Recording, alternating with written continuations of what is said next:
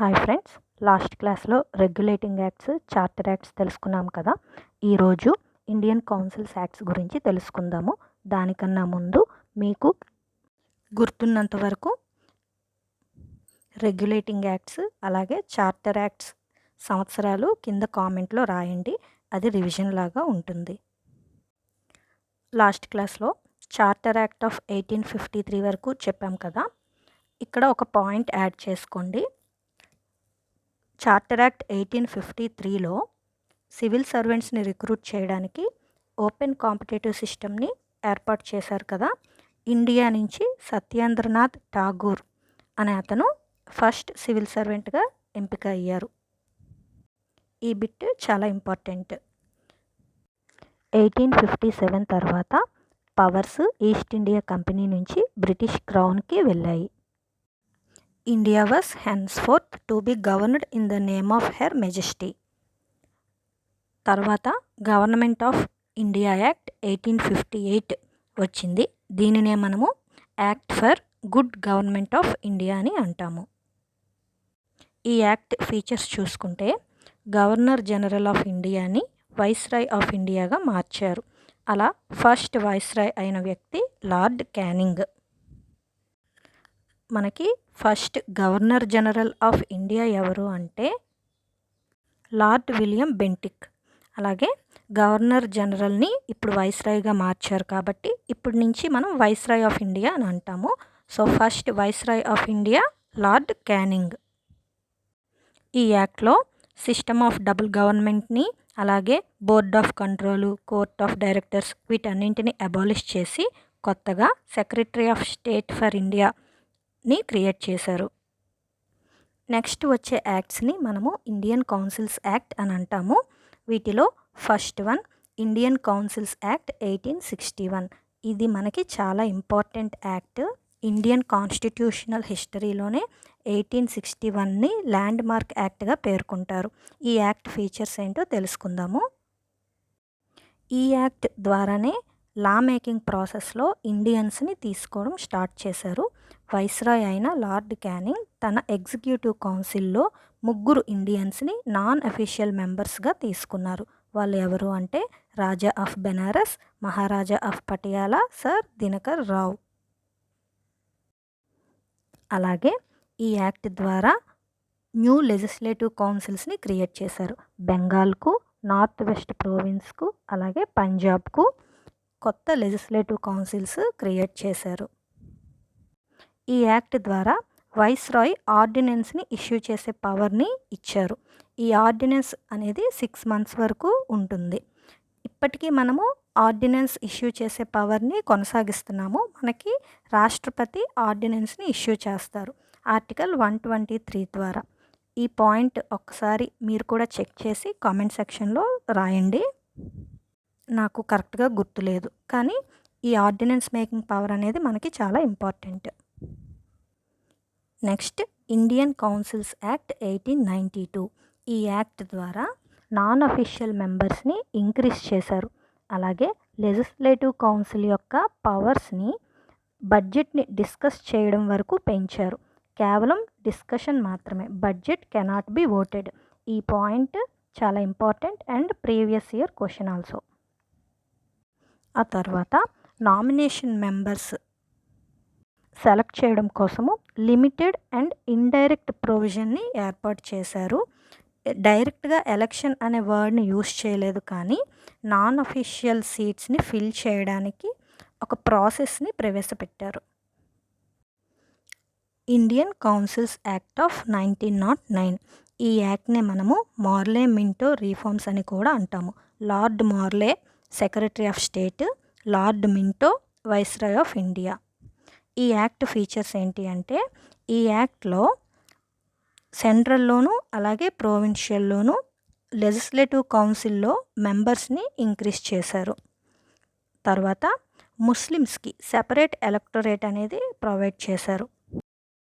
This act legalized communalism and Lord Minto came to be known as father of communal electorate. ఈ act ద్వారా viceroy executive కౌన్సిల్కి first time India నుంచి ఒక వ్యక్తి ఎంపిక అయ్యారు. అతని పేరు Satyendra Prasad Sinha.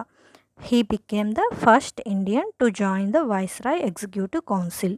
He was appointed as law member. First civil servant Satyendranath Tagore. Viceroy executive కౌన్సిల్కి ఎంపికైన ఫస్ట్ ఇండియన్ సత్యేంద్ర ప్రసాద్ సిన్హా. ఇక్కడితో ఇండియన్ కౌన్సిల్స్ యాక్ట్స్ అనేవి కంప్లీట్ అయ్యాయి friends. Next government of India act 1919 and 1935. Government of India act 1919.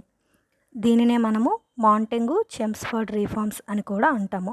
మాంటెంగు అనే అతను secretary of state, Chelmsford viceroy. ఈ యాక్ట్కి ముఖ్య కారణాలు ఏంటి అంటే 1914లో మొదటి ప్రపంచ యుద్ధం వచ్చింది. ఆ ప్రపంచంలో ఇండియన్స్ సపోర్ట్ తమకు అవసరమని బ్రిటిష్ గవర్నమెంట్ భావించింది. కాబట్టి ఇండియన్స్ని అట్రాక్ట్ చేయడానికి, అలాగే ఇండియన్ నేషనల్ కాంగ్రెస్లో వ్యక్తులు వాళ్ళని అట్రాక్ట్ చేయడానికి ఈ రీఫార్మ్స్ని తీసుకొచ్చింది. ఈ రీఫార్మ్స్ యొక్క ముఖ్య ఉద్దేశం ఏంటంటే ఇండియన్స్ని బ్రిటిష్ అడ్మినిస్ట్రేషన్లో భాగంగా చేయడము, అలాగే ఒక రెస్పాన్సిబుల్ గవర్నమెంట్ని ఇండియాలో తీసుకురావడము. దానికోసము ఈ యాక్ట్ సిస్టమ్ ఆఫ్ డయార్కీని ఇంట్రడ్యూస్ చేసింది. దీనినే తెలుగులో ద్వంద్వ ప్రభుత్వము అంటారు. దీని ప్రకారం ప్రొవిన్షియల్ సబ్జెక్ట్స్ని ట్రాన్స్ఫర్డ్, రిజర్వ్డ్గా డివైడ్ చేస్తారు. అంటే జైలు, పోలీసు, జస్టిస్, ఫైనాన్స్ ఇలాంటి ముఖ్యమైన వాటిని బ్రిటిష్ చేతిలో పెట్టుకొని education, agriculture, local self government ఇలా తక్కువ ఇంపార్టెంట్ ఉన్న వాటిని ఇండియన్స్కి ఇచ్చారు. సో ఈ సిస్టమ్ అనేది ఫెయిల్ అయ్యింది. సిస్టమ్ ఆఫ్ డయార్కీని తర్వాత రద్దు చేశారు. అంతేకాకుండా ఈ యాక్ట్ ఫస్ట్ టైం బైకామరలిజంని అలాగే డైరెక్ట్ ఎలక్షన్స్ని ఇంట్రడ్యూస్ చేసింది. అంటే ఇప్పుడు మనకి పార్లమెంట్లో ఎలా ఉందో అప్పర్ హౌస్, లోవర్ హౌస్ అని, అప్పుడు కూడా అలాగే ఏర్పాటు చేశారు. Upper house council of state, lower house legislative assembly లాగా. ఇంకొక ముఖ్యమైన పాయింట్ ఏంటి అంటే ఈ యాక్ట్ ద్వారా సిక్కులకు, క్రిస్టియన్స్కు, ఆంగ్లో ఇండియన్స్కు అలాగే యూరోపియన్స్కు సెపరేట్ ఎలక్టరేట్ని ప్రొవైడ్ చేశారు. అంతకు ముందు యాక్ట్లో కేవలం ముస్లిమ్స్కి మాత్రమే సెపరేట్ ఎలక్టరేట్ ఇచ్చారు. ఇప్పుడు ఈ గవర్నమెంట్ ఆఫ్ ఇండియా యాక్ట్ 1919లో మిగిలిన రిలీజియన్స్కి కూడా సెపరేట్ ఎలక్టరేట్ ఇచ్చారు. Government of India act 1935. ఈ యాక్ట్ కూడా మనకి చాలా ఇంపార్టెంట్. మనకి రాజ్యాంగం వచ్చిన తర్వాత చాలా ఫీచర్స్ ఈ యాక్ట్ నుంచే తీసుకున్నారు. అవేంటో ఇప్పుడు చూద్దాము. ఫస్ట్, ఈ యాక్ట్లో ఆల్ ఇండియా ఫెడరేషన్ అనే కాన్సెప్ట్ని తీసుకువచ్చారు. అలాగే పవర్స్ని provincial list, federal list, concurrent లిస్ట్గా డివైడ్ చేశారు. ఈ యాక్ట్లోనే మనకి డయార్కీని అబాలిష్ చేశారు. ఈ యాక్ట్ ద్వారా ఫెడరల్ కోర్ట్ని 1937లో ఎస్టాబ్లిష్ చేశారు. అలాగే రిజర్వ్ బ్యాంక్ ఆఫ్ ఇండియాని కూడా ఏర్పాటు చేశారు.